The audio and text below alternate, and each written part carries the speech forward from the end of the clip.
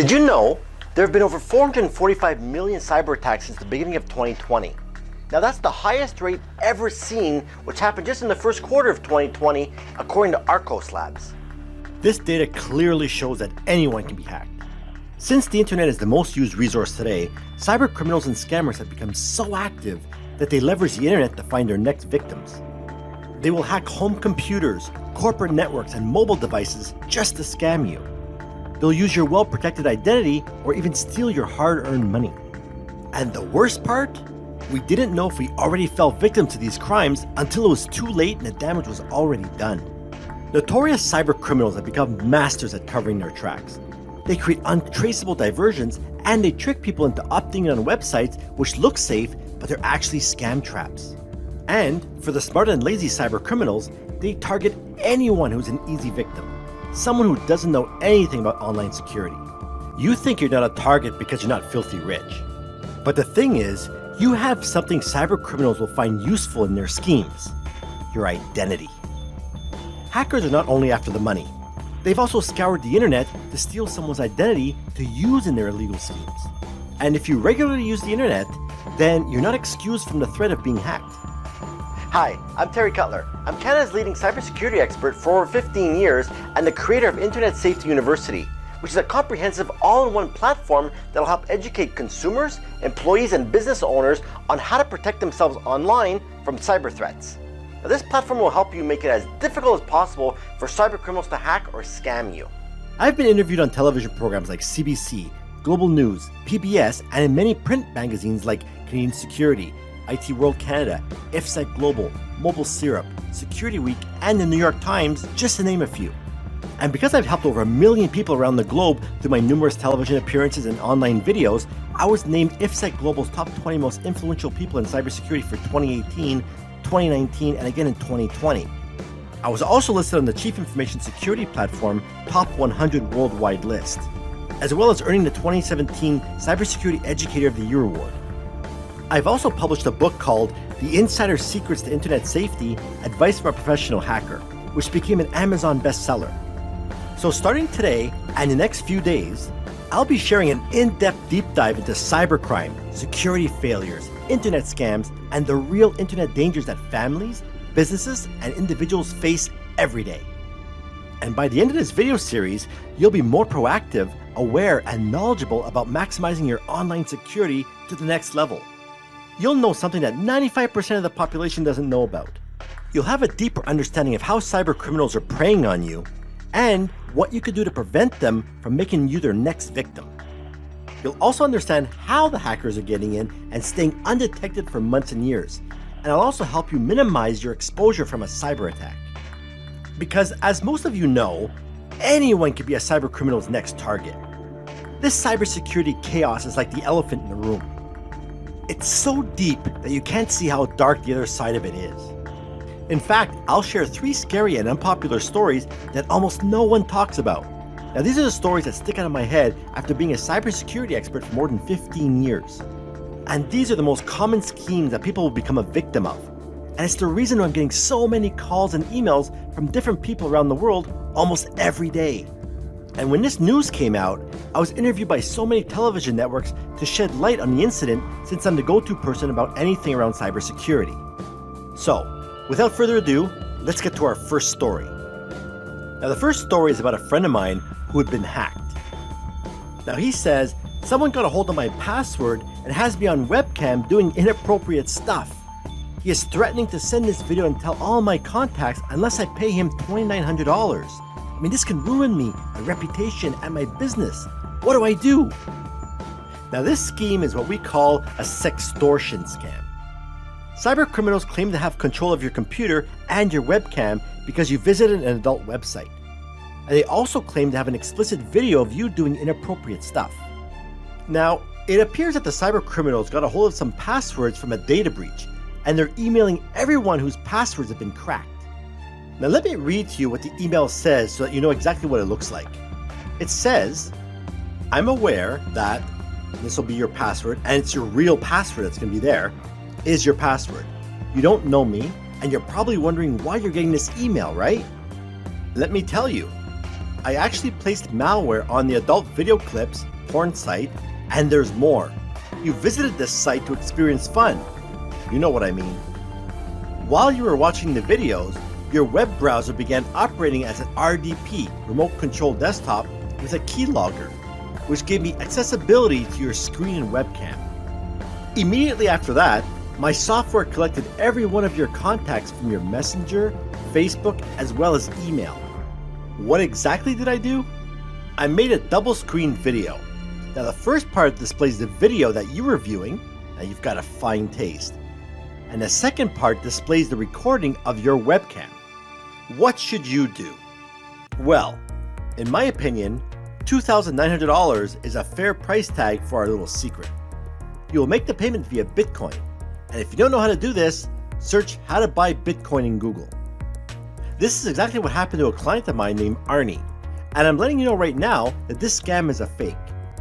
And here's my advice to you. Smash that delete button if you get it. And make sure you use a strong password and turn on two-step verification. Now, make sure that you use a strong password with a combination of letters, numbers, and special characters. So if you don't know what I'm talking about, don't worry, I'll be covering this later. Now the second story talks about the latest form of online extortion that's targeting businesses and individuals. This online scheme is called ransomware. Now this kind of attack is becoming far more advanced. Now in fact, in 2019, 55% of small and medium-sized businesses from the United States would pay hackers to recover their stolen data in a ransomware attack. Now, just imagine for a second that you're the CEO of a company, and you show up to work early and you find out that all of your corporate data is encrypted, unusable, and no employees can work. You also learn that the data backups are also encrypted and completely unusable. And now your IT guy informs you that all the machines of the company are infected, and there's a ransom note displayed on everyone's screen that says, "Unfortunately, the files on this computer have been encrypted. You have 72 hours to submit a payment of 5.3 Bitcoin to receive the encryption key. Otherwise, the price will go up every hour after that. After 72 hours, your files will be permanently destroyed. Payment must be in Bitcoin currency." Now, some of you are probably saying, Bitcoin? What on earth is Bitcoin? Now, it's basically an untraceable digital currency. And you might be thinking, well, 5.3 Bitcoin doesn't sound so bad, except every Bitcoin is worth 11,000 US dollars. This means that it'll cost you over 62,000 US dollars to get your data back. And that's just the start. And we'll talk more about that a little later. Now, most people will try to ignore the message and try to access their photos, their family videos, corporate and personal documents, and even accounting files. And that's when you're going to notice that all the files have been renamed and encrypted and completely unusable. And you realize now that your computer is under attack, and your last known good backup was like 8 months ago. What do you do now? Most people tried to rename their files back, or even call their IT specialist to come and help them out. But let me save you some trouble. You're wasting your time, and there's no way out of it. Your data is now encrypted with military-grade 2048-bit encryption. And according to digicert.com, it would take the average desktop computer about 6.4 quadrillion years to crack that code. And the worst part? Ransomware is designed to track down your data backups and encrypt those as well. Now, cybercriminals will do anything they can to get your money. It's even at the point where they're going to gain access to your files, copy them out, and then encrypt your data. This way, if you're able to recover from your backups, they're going to ask you to pay the ransom to prevent them from leaking that data to the public. You see, even cybercriminals have backup plans. Now, unfortunately, once your files are encrypted, there's not too much you can do besides cut your losses or pay up. Even the FBI says there's no way out of it and tells you to just pay the ransom. The other problem is, if you do decide to pay up, there's a chance that you won't get the key to unlock your files either. So now you're out of data and out of cash. Now here's a problem that companies like mine are going to face in the future.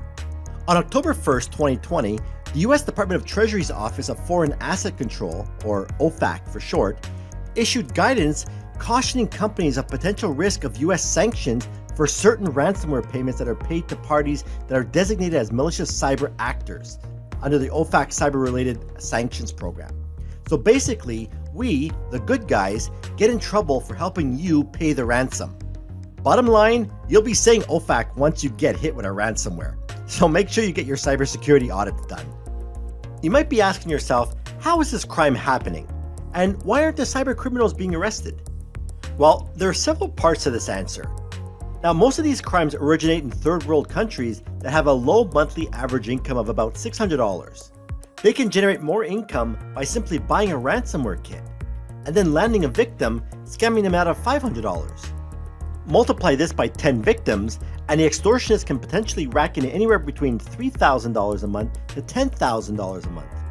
And as a victim, it doesn't make any sense to spend thousands of dollars on investigators and lawyers to get back your extorted $500.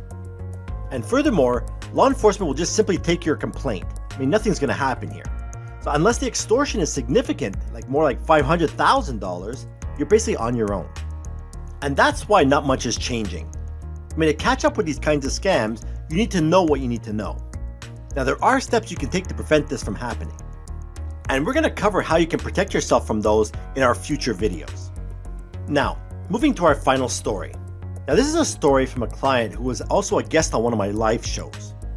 And her name is Alison Palkivala, and she encountered a very stressful experience from a cyber criminal. So you can also watch the full-length interview on my YouTube channel if you're interested. And according to her, this attack was much more stressful than she ever predicted. Now, a few weeks before the incident, one of her emails had been hacked. And she didn't have two-step verification on that particular email. And she thought it was okay since it was an account that she rarely ever used. And one evening, she got a text message from her mobile service provider that says, "Somebody has requested that your service be removed from TELUS and moved to Bell. If this isn't you, please contact this 800 number to speak with customer service." She knew right there what's happening, the moment she saw that text, that she'd been hacked. And this is called the porting out scheme. It's a scheme where somebody pretends to be you, in one way or another. They hack into your mobile client account portal or call the service provider and claim to be you, requesting to switch your existing account to another service provider. And in doing so, they take full control of your phone number. Now, they're getting all of your calls and all of your texts. And since she was familiar with this scheme, she immediately called her phone service provider, which was TELUS in this case. But the problem was, she was on hold for over a half an hour. And at the same time that she was on the call, the hacker had switched her phone service provider to another provider, in which case was Bell Canada, about 5 minutes before the business hours end. And when she finally got on the phone with TELUS, they couldn't switch her phone back because they had to contact Bell to obtain their permission. But the problem was, Bell's customer service was closed for the day. And this means that the hacker had access to her phone for 12 hours, or until Bell Canada's customer service opens the following business day. Every account that she had two-step verification turned on was compromised because the hackers were able to bypass the passwords altogether. And in a nutshell, they have free reign on all of her accounts, and they could do whatever they want with her information. And I mean, at this time, she's freaking out. I mean, she's screaming at her husband, at her daughter, and she knew of all these people who have lost hundreds of thousands of dollars and couldn't get their money back. All because they weren't protected by anti-fraud insurance. So she started calling her credit card companies, PayPal, and the banks, but they all had an hour-long wait. I mean, she was freaking out so much that she felt like her head was going to explode. And that's when Alison started to lose the ability to think straight. She tried the best she could to remember which bank accounts or credit cards were linked to her various PayPal accounts, but nothing came to mind. And even though she knew what was happening and knew what has to get done, she still couldn't think straight. I mean, her brain just went into overload. And when she finally spoke to the bank, they told her to go into the branch in the morning and close her accounts. But the thing was, the cyber criminals were in her account at that moment, and they were draining it. So the bank's advice was useless and unhelpful. Once the cyber criminals gained access, they immediately did two things. The first thing they did was buy an iPhone on eBay for $2,000, and the transaction went through. Then they also tried to buy a Nintendo Switch, which got blocked because PayPal was able to prevent it. During the entire experience, she's checking her accounts every 3 hours to prevent any further transactions from coming through. I mean, she lost sleep over this, right? And she was constantly thinking about what happened. And PayPal was the first account that they went into. She even ended up tweeting PayPal at 3 a.m. and that got their attention. Here's how she described the experience in her own words. It really disrupted my work. I'm a medical writer and I'm really busy right now, and I couldn't work. I couldn't sleep. I couldn't think. I couldn't, and I had to make, a huge list of phone calls. It was incredibly, I must have taken 5 years off my life. She thought she could possibly be a victim of these types of scams because she knew it was happening to others. So for example, there was a story about a family that lost over $300,000 from their bank account, which caught her attention. But she didn't have any idea on how to prevent it. For her, this is just a rare incident that only happens to rich people. Since the couple was working from home, they installed firewalls and other internet security technologies like antivirus and all that stuff. Yet, the cyber criminals were still able to get through. Now, Allison is not tech savvy, but she knows more things than the average person her age, and she still got hacked in the worst possible way. Now here's Allison's words of wisdom after going through this experience. She says, "I think it can happen to everybody, and for some people, it'll be more difficult to catch up on this. You need to consult an expert or learn from them to protect yourself from these attacks." Allison Palkivali. Now, I don't know about you, but that's some pretty scary stuff. Now, if you become a victim of cyber criminals, it can cost you lots of money, 5 years off your life, and not to mention your privacy. Having your phone number hijacked and cell service terminated sounds like a headache, but the implications are much more in depth. Think about this for a second. A hijacker just took control of your phone number, which means they're able to access all of your calls and all of your texts, which is everything meant for your eyes or ears only, is now in the hands of a stranger. And your private messages are the least of your worries. What if you use your phone number to receive text messages with security codes for when you log into your bank account? That person can now access any code that's sent to your phone and can also access your email, your bank account, your credit cards, and other super sensitive information. And you want to know what the worst part is? You may have given that cyber criminal the answer they needed just by what you posted online. For example, say you're on Facebook and you share information about your favorite childhood pet, or the street you grew up on, or your mother's maiden name. All these security challenge questions. And then you use those very answers in your security setup for your phone provider? Then they have enough information to call up your carrier. They can pretend to be you and move your phone over without you knowing. And one of the reasons why this scam isn't very well known is because people are often embarrassed to admit that they fell victim this way. But don't worry, I have your back because I'll be discussing it in an upcoming video what you can do to protect yourself from this scheme. And that's the problem with most cyber attacks as well. So people are afraid, so they say nothing, which of course allows cyber criminals to operate in secrecy, and that makes a bad situation even worse. But in all fairness though, this can happen to anybody because many people don't use the kind of security features that we should be using. For example, two-step verification, which is also known as two-factor authentication. If you're not using it yet, then you're an easy target for cyber criminals. The biggest mistake we can make when it comes to cybersecurity is assuming that we are completely invulnerable, that it can never happen to us. The sad reality is, it can happen to anybody, even the best prepared among us. Just look what happened to Twitter, where high-profile people got hacked even with all that security put on. All by a 17-year-old mastermind.